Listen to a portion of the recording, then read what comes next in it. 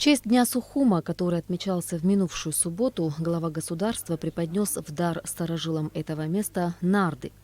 Президент Брехаловки, а такой тоже имеется, Лев Джения, от имени своих друзей поблагодарил Аслана Бжания за оказанное внимание. Руководители государства за чашкой кофе пообщались с завсегдатаями известного кафе. Президент интересовался мнением горожан об изменениях, которые происходят в столице, в частности на Сухумской набережной.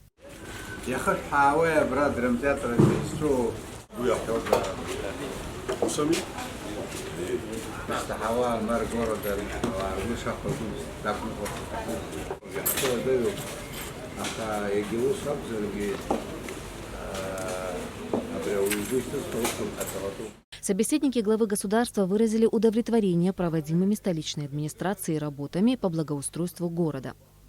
Первое испытание прошли и подаренные президентом нарды. Вице-президент Бадра Гунба и чемпион Брехаловки Григорий Бебия сыграли партию. Сегодня немного не повезло вице-президенту. Как известно, нарды не единственная игра, которая пользуется популярностью у посетителей Брехаловки. Аслан Бжаня и Бадра Гунба подошли и к тем, кто играл в домино и шахматы.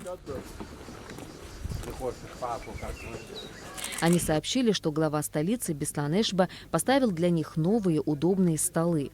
Аслан Бжаня заверил посетителей известного кафе в том, что руководство страны и впредь будет уделять особое внимание вопросу благоустройства столицы Абхазии.